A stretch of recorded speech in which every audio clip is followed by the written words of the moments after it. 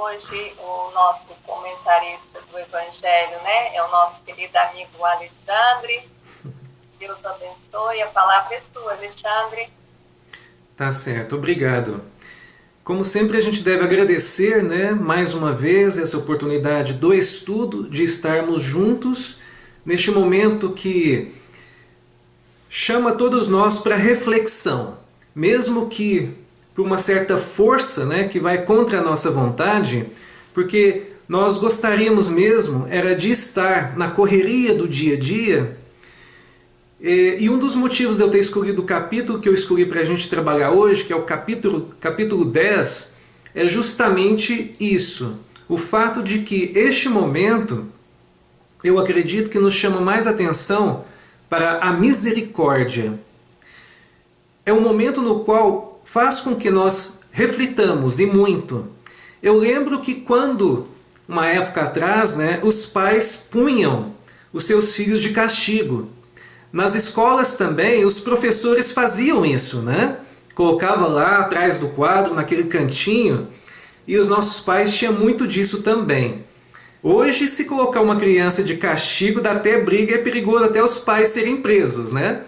Mas antigamente isso acontecia e tinha a sua utilidade.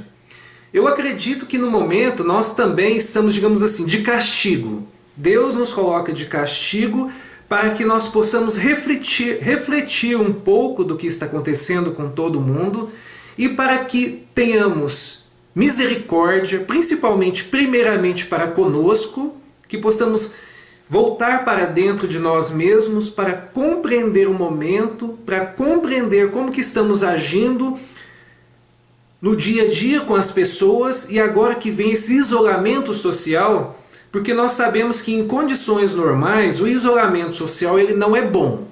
Ele só está sendo bom agora porque nós precisamos nos proteger de um vírus, por exemplo. Mas em condições normais, quando o mundo está correndo normalmente, uma pessoa escolher o isolamento social não é uma coisa boa, porque ele não aprende com isso.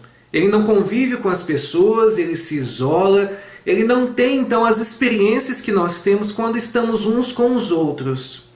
Mas, então, neste momento, quem provoca um isolamento que alcança o mundo inteiro é o nosso próprio Pai, nosso próprio Deus, vendo a necessidade, peraí, vamos parar tudo agora, porque todos que estão aí, todos os meus filhos, precisam parar um momento, refletir um momento, colocar, então, lá as suas oferendas no altar, deixar ali um pouquinho e buscar voltar para si mesmos com o sentimento de misericórdia e buscar então primeiramente lhe perdoar pela sua caminhada, pela forma como ele está agindo e além disso entender que é um momento que nós temos de ter misericórdia para com os outros, tanto que esse sentimento está sendo acordado em toda a humanidade. O sentimento de misericórdia, porque nós estamos então vendo nos noticiários, nós vemos pessoas que estão nas ruas, nós vemos pessoas que estão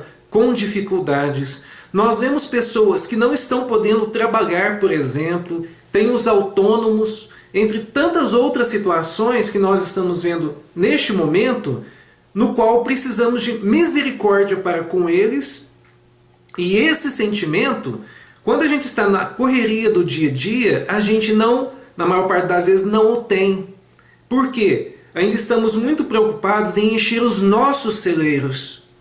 Aí vem uma situação como essa que fala assim, para um pouquinho, seus celeiros já estão muito cheios. E principalmente de orgulho, de arrogância, de vaidade, dá um tempo. Acorda um pouquinho para observar os celeiros dos outros que estão muitas vezes vazios. E principalmente também, não só de coisas materiais, mas também de sentimentos, de solidão, de um abraço fraterno, de uma visita. Então agora, olha só, nos acorda esse sentimento de querer visitar o outro, de querer perdoar o outro, de querer aceitar o outro. E principalmente quando a gente se volta e nos aceita, aí que a gente observa o tanto que a gente é egoísta neste mundo. E então a gente acorda. Não, pera aí, vamos parar tudo mesmo? Como está parado? Eu não posso fazer nada? Deixa eu ligar para o meu pai, deixa eu ligar para a minha mãe, deixa eu ligar para os meus amigos, deixa eu interagir com eles nas redes sociais e deixa eu pedir perdão por alguma coisa, principalmente para os nossos pais, que nos dias atuais nós não os honramos como antigamente os filhos honravam seus pais. Este é o momento. Peraí, e principalmente nós sabemos que os mais maduros estão na faixa de risco. Então peraí, vamos conversar com eles porque talvez nós não teremos outra chance nessa existência. É agora. Deixa eu lembrar deles um pouquinho, deixa eu cultivar a amizade que nós precisamos ter, deixa eu agradecer pelo tempo que eles estiveram comigo e pelo tempo que nós ainda podemos estar juntos. Isso está neste capítulo que vem falar do perdão para com todos e vem falar também da reconciliação que nós devemos ter. Tá certo que fala reconciliação com os adversários, mas é tão engraçado quando a gente vê lá, quando o Cristo vem nos dizer que ele não veio trazer a paz, mas a espada. E ele vem dizer principalmente que um pai estará contra o seu filho e que o filho estará contra o seu pai. A nora contra a sogra contra a nora. E assim então nós podemos observar que muitas vezes nós temos sim como adversários os nossos pais. Muitas vezes nós temos como adversário o nosso cônjuge ali, que a gente compete no dia a dia para ver quem ganha mais, para ver quem manda mais, para ver quem é mais autoritário. Nós estamos nessa competição principalmente com os mais queridos. Então vamos lá fazer como esse capítulo vem nos sugerir.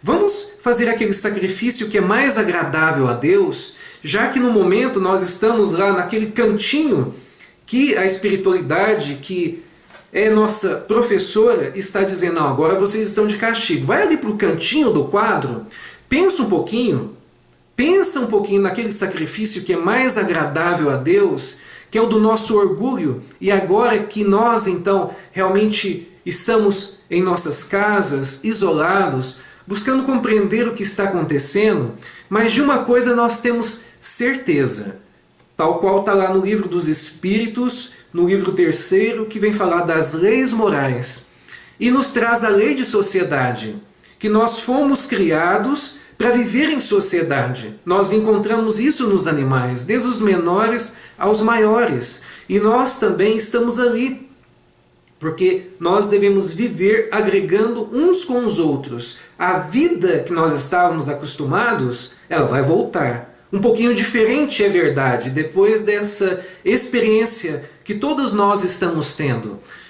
Mas para aqueles que estão neste momento e souberem aproveitar, de uma coisa eu acredito, que assim que as coisas voltarem ao normal, que nós possamos voltar a trabalhar como trabalhávamos antes, que nós possamos também festejar como festejávamos antes com os nossos parentes, com os nossos amigos, no trânsito, de um modo geral na comunidade. Eu tenho certeza que para aqueles que estão sabendo aproveitar este momento de quarentena e de isolamento social, eu tenho certeza que nós vamos ter uma outra visão. Quando as coisas normalizarem, nós vamos agir diferentes, nós vamos agir com mais sentimentos. Tá certo que ainda vão existir, como sempre existe em um mundo de provas e expiações, aqueles que ainda não compreendem as lições. Isso é verdade. Ainda tem aqueles que assim que nós voltarmos à vida cotidiana como era, vão estar ainda duros e egoístas. Ainda serão aqueles que estarão julgando. Ainda serão aqueles que estarão apedrejando.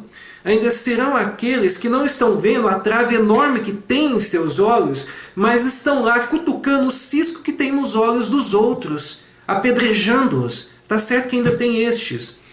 Mas eu acredito que muitos de nós vamos compreender sim este momento, essa passagem, vamos começar a olhar para nós mesmos primeiramente. Olha, o que eu posso mudar? Eu era assim tão egoísta E então vem este momento e para tudo e me encosta na parede, me coloca de castigo e diz assim: olha, Alexandre, para tudo agora. Reflete sobre a sua vida, reflete sobre o seu caminhar, reflita sobre as pessoas que estão ao seu lado. Reflita sobre o seu trabalho, sobre os seus estudos, sobre a sua visão que você tem da contribuição que você dá ao mundo. Pensa um pouquinho agora e comece a trabalhar a indulgência em seu coração. Aqueles exemplos que o Cristo veio nos ensinar lá atrás e que está para toda a humanidade. E se você se diz cristão, então prove isso agora. É o momento de você provar que você realmente trabalha os ensinamentos cristãos, que você realmente lembra daquelas frases que o Cristo veio nos dizer lá atrás: amar a Deus sobre todas as coisas e ao próximo como a si mesmo, e que ele ainda complementa: faça ao outro o que você gostaria que lhe fosse feito, e que se você sai às ruas, vai às casas, vai nos seus parentes e amigos e segue aquele ensinamento que ele diz assim, no qual, se você acolher, se você alimentar, se você visitar, se você estiver por estes mais pequeninos, que estaremos então pelo Cristo, aí sim então terá alguma valia a sua existência. E é isso que nós precisamos compreender com esses ensinamentos evangélicos, com essas literaturas que a espiritualidade traz para nós, né? Que todas têm ensinamentos grandiosos, como vem de Kardec, vem de Chico Xavier, e nós sabemos que é a espiritualidade buscando nos acordar para o que vale a pena de verdade, que é para enfrentar os desafios, ter coragem para aceitá-los em nossas vidas, porque os desafios, quando são enfrentados e quando são superados, são o que faz com que nós realmente compreendamos todas as oportunidades que nós temos nessa terra. E aí então o perdão ele começa a sair um pouco mais fácil, a indulgência começa a surgir em nós. Nós vamos vendo que não é tão difícil sacrificar o orgulho, o egoísmo, a vaidade, a arrogância que tantos de nós ainda temos em nossos corações. E nós vamos observando que tudo não deixa de ser uma caminhada, mas a caminhada é para ser traçada. E nós temos o nosso livre-arbítrio, e a partir do momento que nós podemos observar que os desígnios de Deus, o caminhar no bem, ele é grandioso. Se ele é grandioso, então tem infinitas possibilidades de cada um trabalhar nessa terra, porque todos nós somos mini-universos, temos as nossas individualidades. E cada um, se buscar escutar o seu coração, poderá observar que tem muito o que contribuir nessa caminhada. Por quê? Porque todos nós temos os nossos sonhos, e sonhos surgem para serem realizados. Os sonhos saem da nossa alma, do nosso coração, com intenções que nós temos de colocar eles na realidade, de transformá-los em realidade. E quando nós vamos caminhando e nós vamos vendo que pequenas coisas nós conseguimos trazer para a realidade, é aí que nós percebemos onde está a felicidade. Na realização dos nossos sonhos, nessas caminhadas que traçamos, devido ao fato de aceitarmos os desafios que surgem em nossas vidas. Aí sim, vem aquela gratificação que nós temos em nosso coração, que vem de Deus, a gente se sente grato, a gente agradece, a gente tem a esperança e a gente alimenta a fé que vai superando as nossas dúvidas e, consequentemente, a indulgência sai fácil, o perdão sai fácil. E a fé, ela é fortalecida, como eu acabei de dizer. Por quê? Porque acontece uma coisa muito bonita em nós, a meditação.